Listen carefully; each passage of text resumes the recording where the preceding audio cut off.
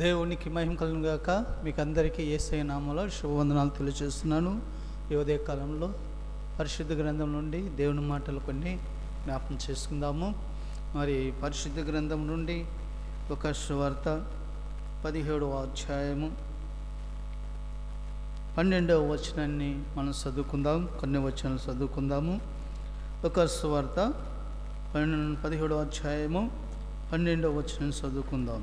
ఆయన యొక్క గ్రామంలోనికి వెళ్తుండగా 10 మంది కుష్ఠరోగులు ఆయనకు ఎదురుగా వచ్చి దూరం నిలిచి, యేసు ప్రభువా, మమ్మల్ని కరుణించమని కేకలు వేసిరి.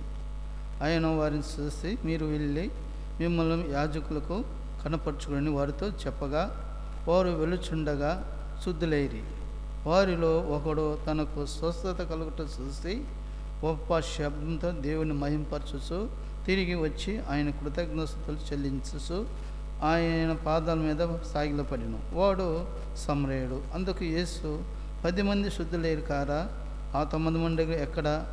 ఈ అన్యుడు తప్ప దేవుని మహింపరచుటకు తిరిగి వచ్చిన వాడు ఎవడు అగుపడలేదని అని చెప్పి, నువ్వు లేచి పొమ్ము, నీ స్వాస్థము నిన్ను స్వస్థపరిచినని వానితో చెప్పాను. ప్రేమటోళ్ళారా, మనం చదువుకున్నట్టు ఈ వాక్య భాగాన్ని ఒకసారి మనం ఆలోచించినట్లయితే 10 మంది వ్యక్తులు మరి యేసు ప్రభు దగ్గరికి వచ్చారు. యేసు ప్రభు దగ్గరికి వచ్చి దూరంగా నిలబడినారు. వాళ్ళు ఎలాంటి వారు ఉన్నారంటే, వారు 10 మంది కూడా కుష్ఠరోగులే, ఒక్కరు కూడా శుద్ధులుగా లేరు. అందరూ కుష్ఠరోగులు. 10 మంది కుష్ఠరోగులు. మనము ధర్మశాస్త్రం ప్రకారం చూసినట్లయితే ఈ కుష్ఠరోగుల్ని ఊరి వెలుపట బయట ఉంచుతారు. వీరికి మరి సమాజంలో అన్నట్టు వారికి ఏమాత్రం సంబంధం ఉండదు.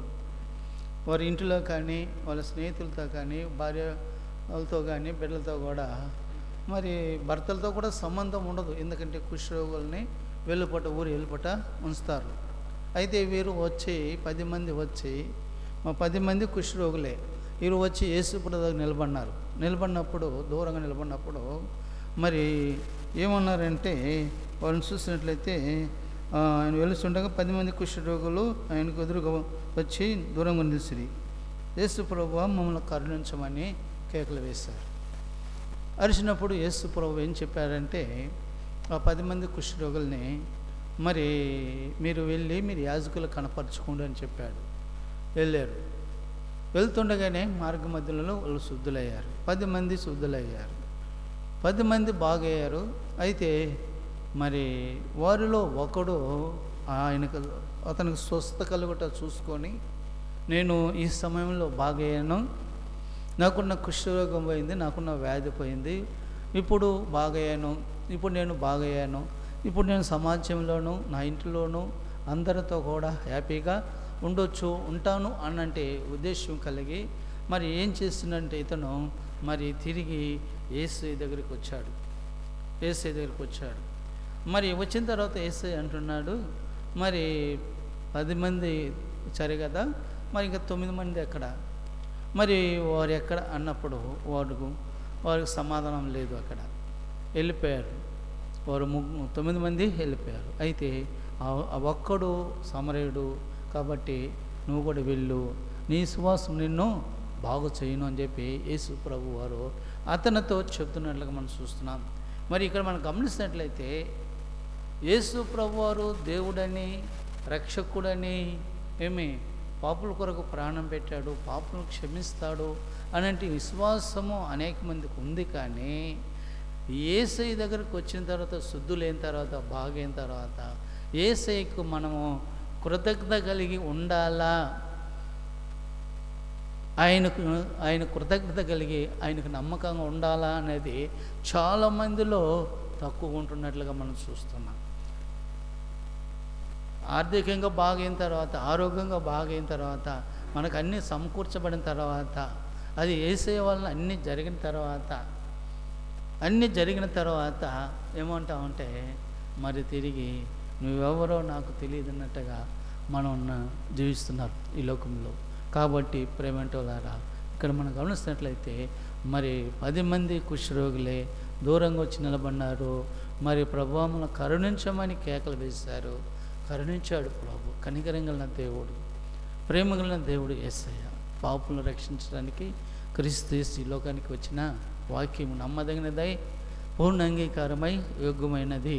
కాబట్టి యేసు ప్రభువారు పాపులని ప్రేమించే దేవుడు.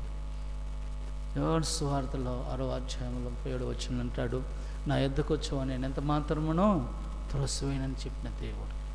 ఎందుకంటే ఆ కుష్టి రోగులు వారు పరిస్థితి ఎలా ఉందంటే ఎవరు కూడా సమాజంలో మనుషుల దగ్గర రావకూడదు, కలవకూడదు. అలాంటి సందర్భంలో యేసు ప్రభు దగ్గరికి వచ్చి యేసు ప్రభు దగ్గర నిలబడి మమ్మల్ని కరుణించమని కేకలు వేస్తే యేసయ్య వారి మీద కనికరించి ప్రేమ చూపించి జాలి చూపించి వారికి ఉన్నంటి కుష్ఠరోగాలను పోగొట్టాడు. వాళ్ళకున్నట్టు బలహీనతలు తీసేస్తాడు, వాళ్ళకున్న బాధలు తీసేస్తాడు, వాళ్ళకున్న ఇబ్బందులు తీసేస్తాడు.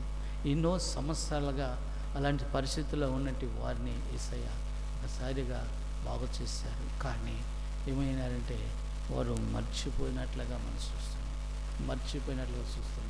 అవును, ఈరోజు అనేక మంది కూడా యేసయ్య దగ్గరికి వచ్చి స్వస్థలు పొందుతారు, దెయ్యాలు వెలుగొట్టుతున్నారు, పోతున్నాయి, రోగులు స్వస్థపడుతున్నారు. ఆర్థికంగా ఇబ్బందులు తీరుతున్నాయి. ఎన్నో సమస్యలు ఉన్నవారు దేవుడు సహాయం చేస్తున్నాడు, యేసయ్య సహాయం చేస్తున్నాడు.